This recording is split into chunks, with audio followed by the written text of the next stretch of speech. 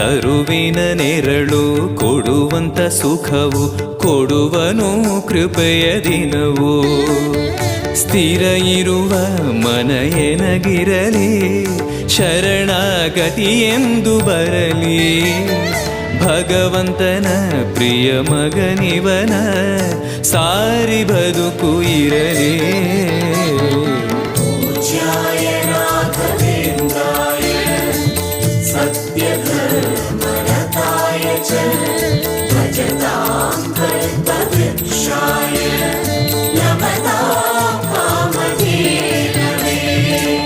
ಆಲಯವೆಂದರೆ ಮಂತ್ರಾಲಯವೇ ಬೇರೆ ನಾ ಅರಿಯಲಾರೆ.